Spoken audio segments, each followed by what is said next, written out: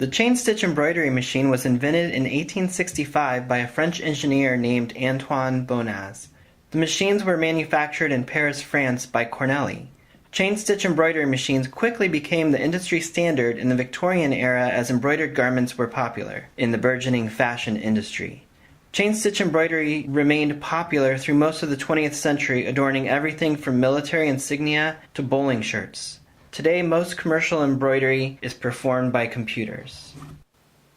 Hey, I'm Jerry Lee Atwood of Jerry Lee's Hoosier Built Clothing, and today I'm going to talk to you guys about how to use the Singer 114W103 chain-stitch embroidery machine.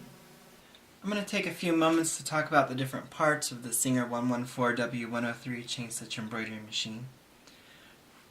First, we have what are referred to as nipples, and these are what guide the needle in the machine, and they come in different sizes that correspond to the size of your needle.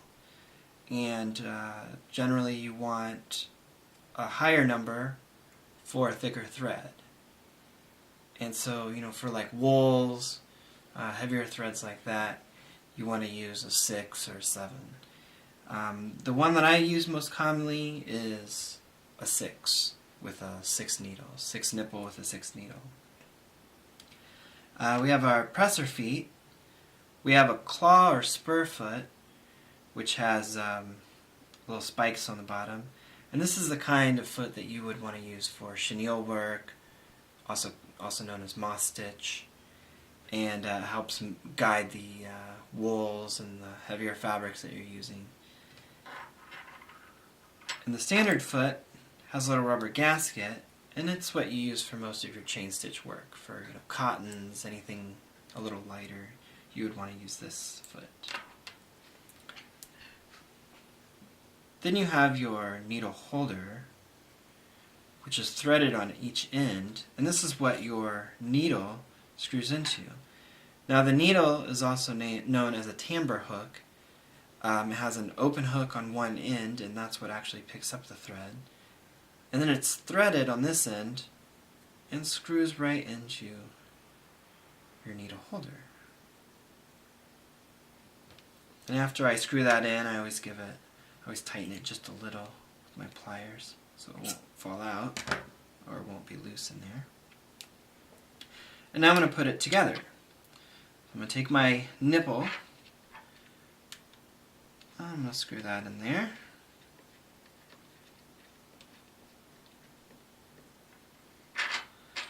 I'm going to tighten it just a little bit. I'm going to put on my presser foot.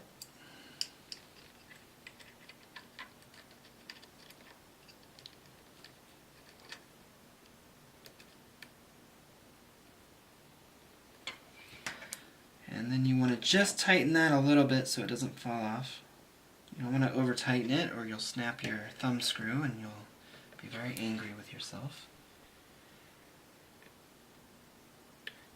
And then you want to slide your needle holder down the tube. And you want to make sure that the open hook of your needle is facing in the same direction as this thumb screw. And this thumb screw should be in orientation with the direction of your handle. So you just want to tighten that, and again give it a little tighten with your pliers.